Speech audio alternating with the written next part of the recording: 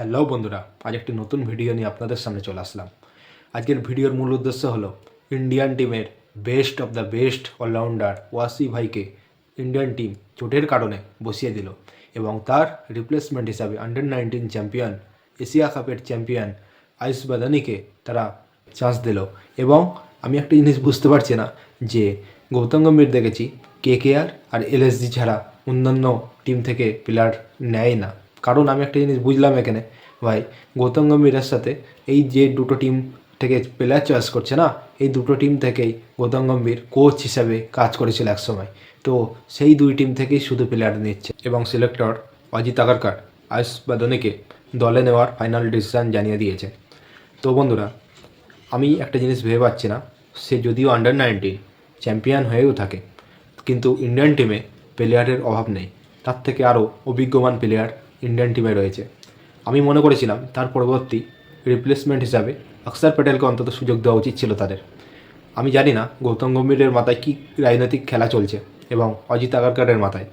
তো বন্ধুরা, যেমন শুভমান গিলকে টি-20 ওয়ার্ল্ড কাপে যেমন না নিয়ে খুব একটি খারাপ ডিসিশন তারা নিয়েছে, কারণ শুভমান গিল একটি প্রেস কনফারেন্সে জানিয়ে দিয়েছে যে আমি বেস্ট দিতে চাইছি আমার ইন্ডিয়ান টিমকে, তারা আমাকে নেয়নি, এটা আমার দুর্ভাগ্য বলবো না, আমি চাই আমার ইন্ডিয়ান টিম উত্তীর্ণ হোক। তো যাই হোক বন্ধুরা, মোহাম্মদ শামিকেও তেমনই সেই পলিটিক্সে ফেলে রেখেছে, তেমনই সঞ্জু স্যামসং, ঋতুরাজ গাইকোয়াড়, ঋষভ পান্থ, হার্দিক পান্ডিয়া, এত ভালো প্লেয়ার থাকা সত্ত্বেও তারা নিল না। তো যাই হোক বন্ধুরা, দেখা যাক 14 তারিখে আয়ুষ বাদানি কী তার ভালো পারফরমেন্স দেখাতে পারে। সে ভালো খেললে অবশ্যই ভালো বলবো এবং খারাপ খেললে অবশ্যই তার তো সুনাম কেন করব। তো যাই হোক বন্ধুরা, আপনারা ভালোভাবে বুঝতে পারছেন যে টিম এখন পুরো চলছে পলিটিক্সে।